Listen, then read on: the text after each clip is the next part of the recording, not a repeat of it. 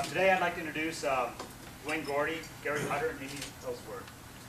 Duane Gordy began his work in highway construction in 1979 with Martin & Martin Foundation Drilling and operated an organization as president until 2006. While there, he worked with the Dallas District Office of TxDOT. His innovative building approaches have been incorporated into several projects in the Fort Worth, Dallas area, including American Airlines Maintenance Facility, the Frito-Lay National Headquarters, Ranger Stadium, and DFW Airport.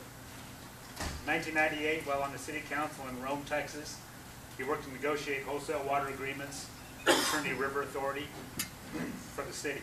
In 2009, he began working with the CDE to develop integration of private funding into public infrastructure.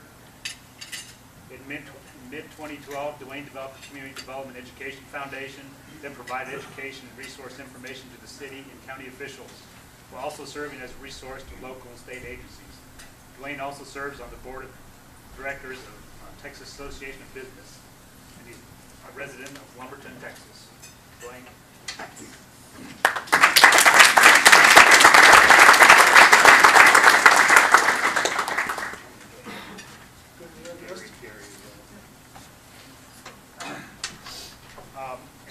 In 2011, Gary Hudder joined the city of Round Rock as the new director of transportation. Gary came from the city of Arizona and brought a diverse background in road and civil construction, transportation management, and construction materials. He has worked primarily in the private sector, involved in business ownership and management for several organizations. He made his transition in 2010 to the public sector, where his skills and experience in operational efficiencies and effective financial management were deployed for the benefit of the taxpayers. As a talented team builder, Gary's skills have been valuable to the Round Rock Transportation Program as they embark on an aggressive multi-year program aimed at bringing congestion relief and better system maintenance to the community. Under Gary's leadership, there have been a dramatic shift in the way Transportation Department communicates, manages program delivery, and balances the most immediate pressing needs for the longer range of rapidly growing community. Gary?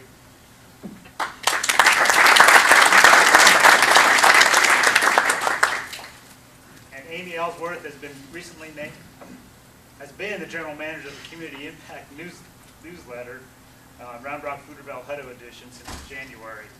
A few weeks ago, after joining the Community Impact, Amy was appointed the chair of the Chamber's Transportation Infrastructure Subcommittee.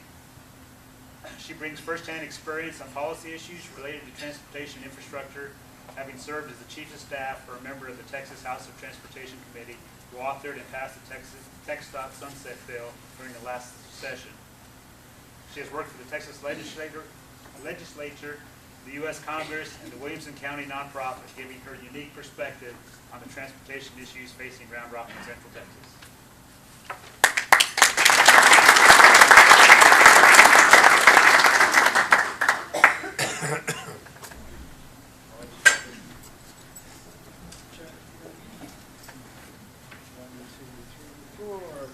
Okay, we're going to do it a fun way while we work on this.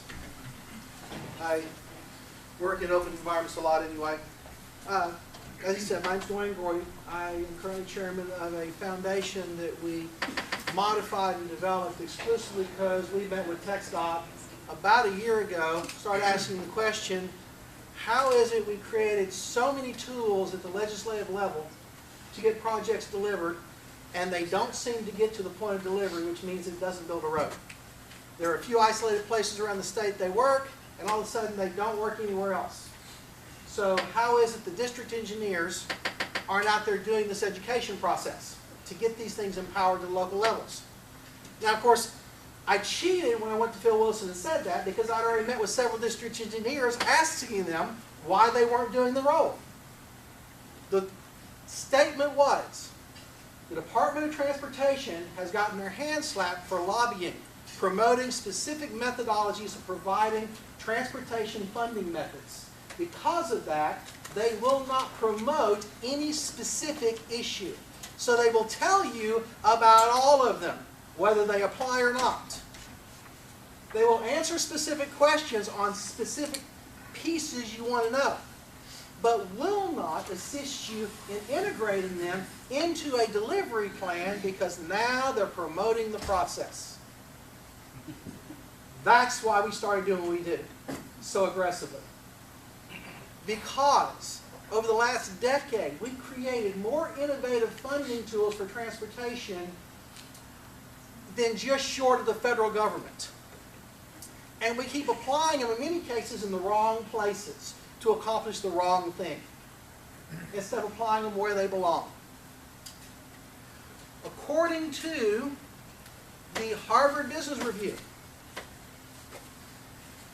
the world has a $4.7 trillion a year transportation crisis. The United States of America loses $100 billion a year to congestion issues. Now, we're not talking about it, we're talking about that's lost revenue. So when you start talking about how the Fed can't fund it, the state's reducing what it's funding because it's used up its credit card. Not to be cruel, but I spend most of my time talking to county commissioners and city council members, EDCs and chambers, because guess who this alligator falls on next? Now that I have everybody happy, let's have some fun. I want to start with really quickly, there's several associations that have laid out, the dire problem with the cost of doing nothing. Everybody drives up and down the road every day. And we have a revenue stream called a fuel tax. You pay it at the pump. Everybody knows they pay the fuel tax at the pump. That fuel tax is attached to the number of gallons you burn, not the price tag of the gasoline. Okay? So I do more with my truck with an 8-inch lift with monster tires on it than someone driving a wonderful hybrid. I also support the Department of Public Safety because I've got a 2012 Camaro and it does like 130. Unfortunately, when I leave 130, it still likes that, and that's when DPS gets paid. I still keep asking for them to raise the speed limits on toll roads because then I can pay my ticket in advance. Now, I'm not sitting here telling you I advocate for any single type of transportation, because we don't. Cat Metro, they've become innovative. They're trying to jump out ahead of the curve. Okay? Cool move. Texas, tough place for mass transit. They have had a hard road to burn. They've got a hard one to keep doing. One of the reasons mass transit never hit it in the state of Texas like it has in the rest of the country in some places is because of our geography. Our symbol is the star. Well, guess what? The state's shaped just about the same way. And if you're a rectangle or in a tight confined area, get after it. Works great. But when you're spread out like we're spread out, and in a truck-happy world, it's harder to get people out of their truck and into something that's actually cost-effective. Now, Austin has a unique demographic issue because, and these areas around it, because of the river configurations. It's difficult to get EPA and the NEPA process cleared on building certain transportation projects clearing waterways. There are some engineers in this room, and I guarantee you, if you want to know how bad it is, ask them. I've seen a project take 15 years to get clearance. Okay, and I'm the contractor. See, my unique perspective is because I grew up building these things. How I got involved in the engineering world, this other piece, is because, I'm one of those jerk contractors. Then when the plans don't work, I go argue about it. I just don't send a back order. I don't send a change. I go in there and say, you lost your friggin' mind. That actually helped us develop some best practices because it's not always a bad attitude. Now, I will tell you this, TxDOT does not always appreciate that. But after doing it long enough, we have communication. We work together. Now, I say that to say this. In a local environment where you know what your transportation needs are, this is not a TxDOT problem. It is not a state of Texas problem. It's your economy that has the problem. Most wealth that's generated is generated at the point of contact, literally where the rubber meets the road. The state of Texas makes its money off of sales tax plus some fees. Okay? Wealth is generated at the local level, at the ad valorem level. And if you're not promoting new growth that creates that basis, guess what? It's your pocket, not the state of Texas, that's getting burned. So every time you need a project built and you can't deliver it, it's really not the state of Texas suffering near at the level the local community is. That's what we've been spending our time walking around saying.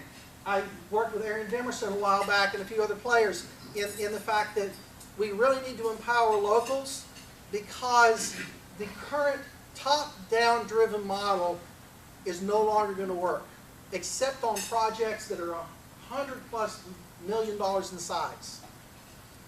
We've got arguments going around the Capitol building right now. We should be back, paying for things back to the pay-as-you-go method.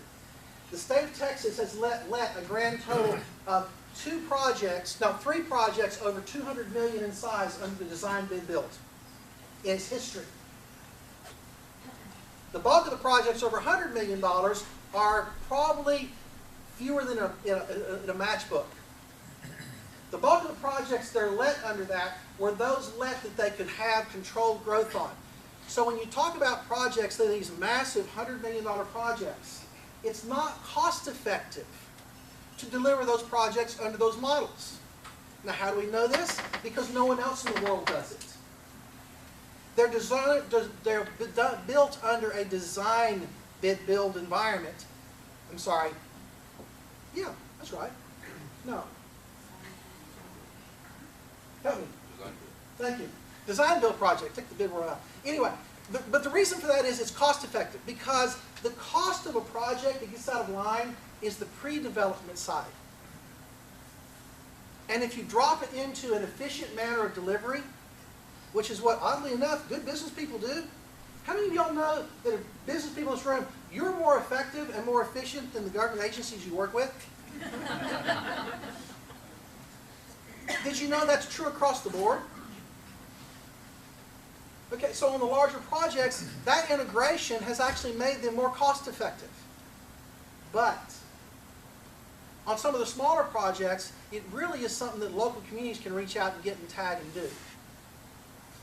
Because you have tools that economic development corporations, chambers, cities, counties can bring to the table to meet that need. Now, we could spend the next hour and 45 minutes just listing the ways they can work. But that's not even the beauty of it. The beauty of it is learning how you can integrate the variety into finding multiple nickels and dimes to deliver a project instead of going and finding a dollar. And that's what we've been doing wrong for the last decade. We keep thinking we've got to find one source of funding to deliver our projects instead of finding the multiple sources of dollars we can do to get it accomplished. Now, here comes the problem. That means everybody has to play nice in the sandbox because now cities and counties have to work together to accomplish things. Now, as a kid growing up, me and my sisters, had 4 of them, I was the oldest, thank God, we couldn't play in the sandbox together very well. We were closely related, but we all had our own agendas. We all had things we had to do. And all it takes is one person throwing sand, and you know how fast the sandbox can clear? That's where business community can step in and fix the problem. Because business community is the one that's getting bit. And when business community shows up with local elected officials and this is what we need, and we're going to be here to help you get you covering to get it accomplished, you've now created a teaming environment that gives them the ability to feel empowered to do what they have to do. Not that they couldn't do it on their own. But I feel sorry for elected officials. Here's why. I explained to somebody earlier.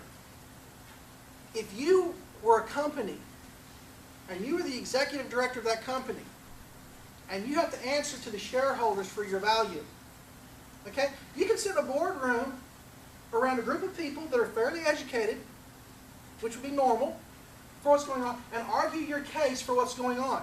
And if you get a few of them upset, you can still deal with that normally. An elected official has to answer to an entire constituent body who may not have a clue of why that decision was made. How would you like to be the business person answering to that set of shareholders? That's where business and government can play really well together. I've said more than once over the last year, it's important that business people get involved in the process because that's going to make it more successful. And the reason is, y'all know y'all's impact. greater than they're going to know. Those elected officials are not inside your business every day.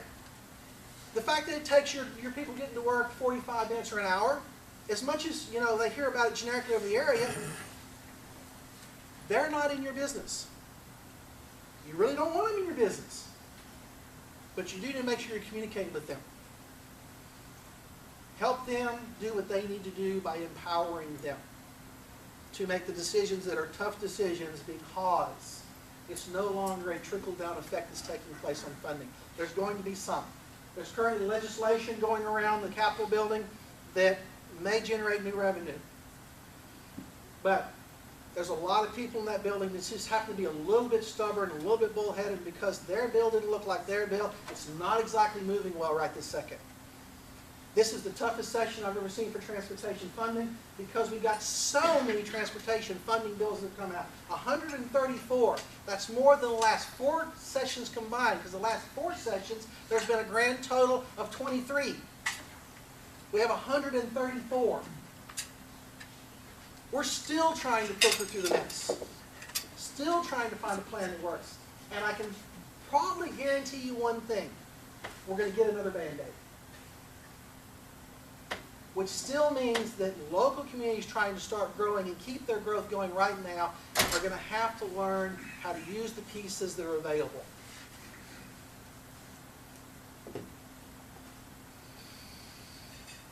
Now for the fun part. Because I'm going to shut up so everybody can get up here and talk for a minute. I threw some little stacks of paper around on the tables. Y'all can pick them up and take them with you and look at it for a little bit, because it's just a blank sheet of paper. In it, there's a little box. Oddly enough, we work with a lot of universities and a lot of different pieces trying to work on the next generation of people to deal with this, not from the engineering world, from business development, from economic development. I mean, do any of y'all have a product that ships up and down the road? Did you know that the products moving up and down the road, out of the 234 billion miles traveled in the state by all automobiles in 2012, all the cars combined, trucks, everything, 234 billion miles were traveled. Out of that, 10% of it was trucking. That's it. Congestion is not a trucking issue. Although the highway system was built under the Commerce Clause. It was not designed originally to move cars and pedestrians. Now, how many of y'all have employees? How about the fact that that's your commerce? So congestion is going to kill everybody.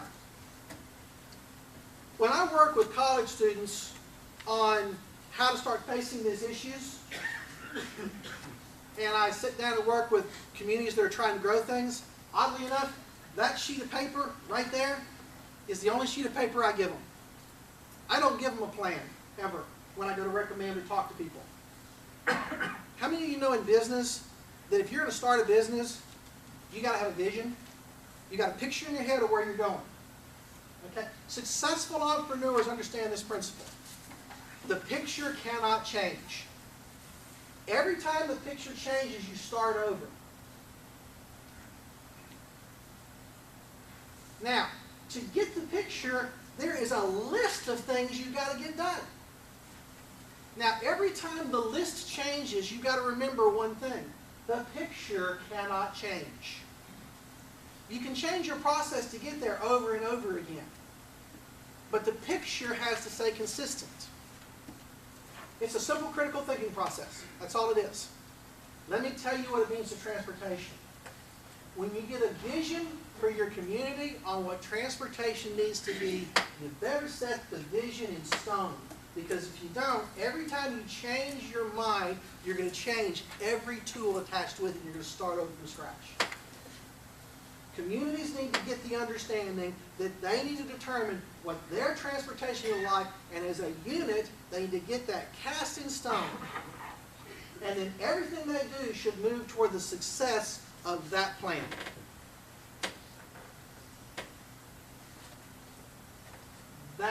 is the way to use the skills that made the country great, make a community great on a specific issue.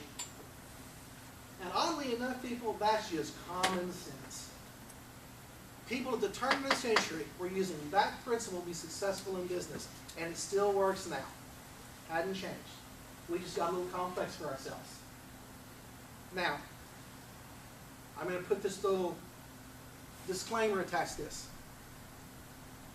The way to get there is a simple common sense process.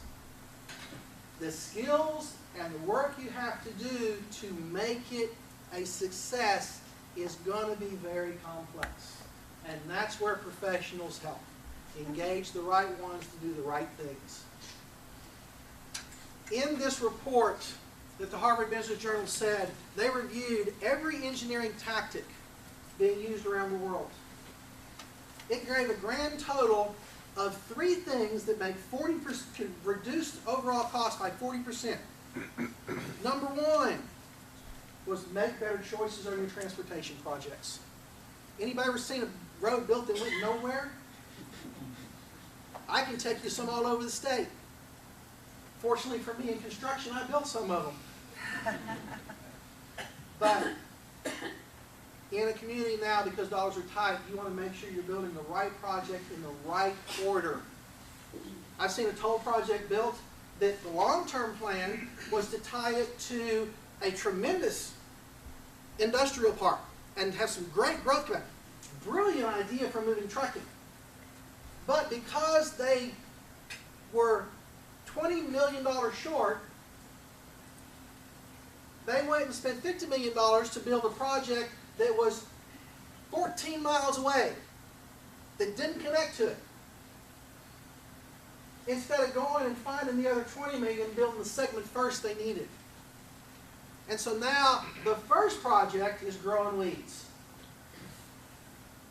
We've got to make good choices in project selections. Regional planning is everything to me.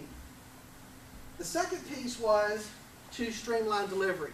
Make those things come as quick as you can, as clean as you can. That's number 2. That's the second thing they found. And that was true across the world, not just in this country, but everywhere. It's the third one that flipped me out. Instead of rushing to build new capacity, we need to do more with what we already have on the ground. The toughest, most difficult part of building a transportation project is acquiring and developing the clearance for the right-of-way. You take more time in developing right-of-way than you do building the bloody road. And so when that's the problem, the object is to find how much can I cram in this right-of-way. So when you start looking at transportation around the area, the first thing is, what do we already have and what can we do with it?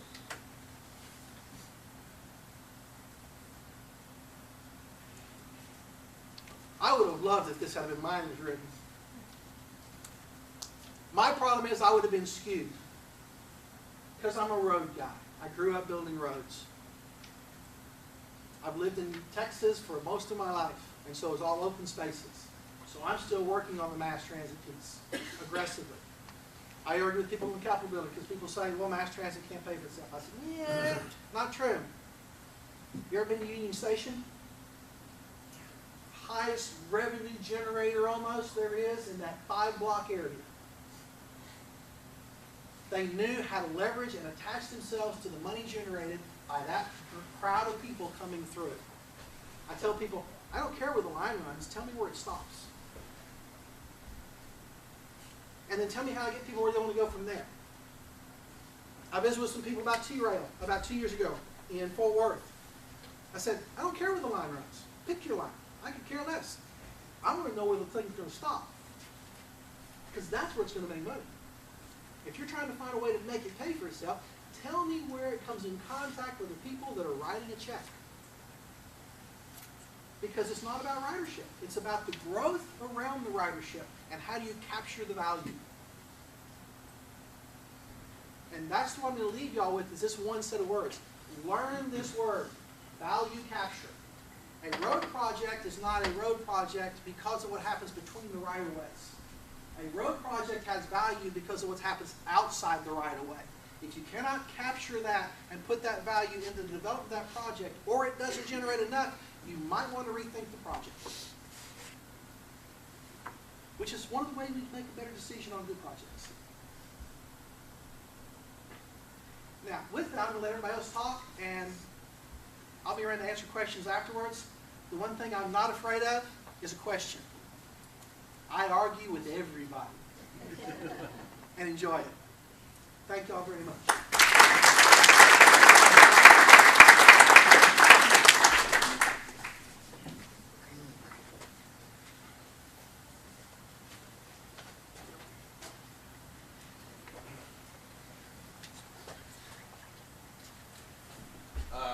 That's a tough act to follow. I agree with an awful lot that he said. You know, we're challenged every day with how can we improve life today and not always be chasing the next big thing, although we need to concentrate on that too, to make sure that we're planning for growth appropriately. I've been on the ground here working for you all for 20 months this weekend, and it's been a very busy time in 20 months. So I thought the best way to use my short time today would be to give you a couple of visuals. The first one here is a map of the projects that were active at the time I showed up. Now, this doesn't take into account things that were in the planning stages, things that had been long engineered and had been kind of stalled out and so forth, but the day I arrived, that's what we were working on. Southwest Downtown projects, that's the Sandbass project, and Kenny Fork Boulevard. That's what we're working on today. Those are active projects today. That's not planning, that's not anticipated, that's not, gee, when we find the money, we hope to be able to deliver that to you. That is what's functioning or has been completed today in the last 20 months. So I'll run down the list quick, because what I tell my folks all the time is we need to look for the things that can provide immediate relief. Duane made the comment about what can we do with what we have. A lot of times it's finding small little incremental things that we can do on pavement that we already have that improves mobility. The benefit of that is we can deliver those types of projects much faster and much cheaper. Again, still working on the big projects, the new roads, the things that we need for build out and growth, but how can we make your all's life better every day when you're commuting to and from throughout this community? Completed projects in the last 20 months. We've added 4 right turn lanes to key intersections in town. We've completed the Sandbass project, which was depicted on the first slide. We started and completed the first phase of La Frontera reconstruction. We started and completed a widening of Sandy Brook Road where it intersects with University. We completed a sidewalk project, a simple sidewalk project under Mays Street for the YMCA that connects both of their fields, their activity centers. Small project, great benefit to the community, safe for the kids to maneuver about. We've installed new traffic signals at 5 intersections. We've completed signal timing on 2 of our main corridors and half of another one. We're waiting for a road project to finish up, a signal exchange before we can do the balance. And 1 more to go. We started and completed a parking lot, a simple parking lot at Bowman Park for safety for our residents. We are improving in the process right now. The next phase of stuff we're working on today, we're doing a corridor fencing project on Bowman Road. This ties into keeping our neighborhood safe and from becoming run down and dilapidated. That corridor is very, very important to us. So we're doing a wall project there. We're in the process of constructing Chisholm Trail just south of where we sit today. That project was started just a few months ago. It's about 2 months ahead right now, weather cooperating. Kenny Fork Boulevard was begun just about the time I got here, and it will be completed. We're thinking a soft opening in about August right now. That's 3 months ahead of schedule.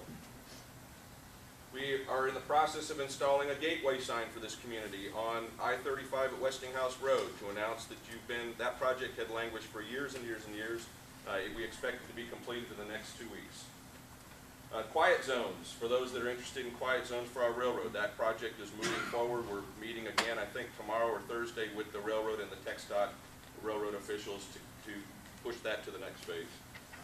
Our southwest downtown, a tremendous amount of it is completed and has been completed. We've got the next phase under construction that we just broke ground on last month. We've got 2 more projects that will begin construction early or midsummer and late summer. That'll be a Maze Street widening and the last phase of southwest downtown to complete that project.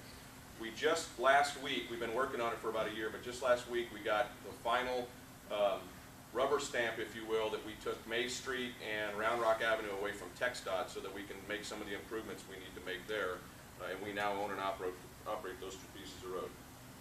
Chisholm Trail, this piece right out in front of us here, we've just started construction on it. As soon as the utilities get relocated, that ties into the sports center, which is right behind us here. We just awarded a contract, or we will be awarding a contract soon for improvements here at 3406 between Chisholm Trail and Maze. We can't do anything about the bridge because that's a TxDOT problem, but on either side of the I-35 corridor, we're going to do some lane widening, some dedicated right turn lanes, and also some improvements to the frontage road to try and push traffic through. We've got 2 bid openings this afternoon, actually. We'll open bids for a right turn lane eastbound Old Settlers to southbound A.W. Grimes and a sidewalk gap project. We're very, very concerned about making sure that as the town grows, we don't have these goat trails, if you will, from where one sidewalk ends and the next one picks up. So we've got a program in place that's funded, that we continually look at how do we close those gaps and make sure our kids and pedestrians and joggers have safe routes. Some of the biggest projects that we've been working on since I've been here, just a quick update, the I-35 ramp reversal project, we expect 100% plans on that project very shortly, and we expect the environmental clearance very shortly. That's key. Environmental clearance is key on a project of that magnitude.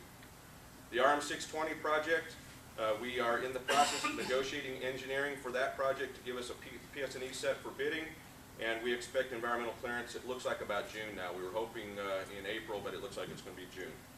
The Creek Bend extension that's been talked about for many, many years. We are finalizing the engineering on that. We have some additional environmental investigation that we need to do, and we're working on that right now.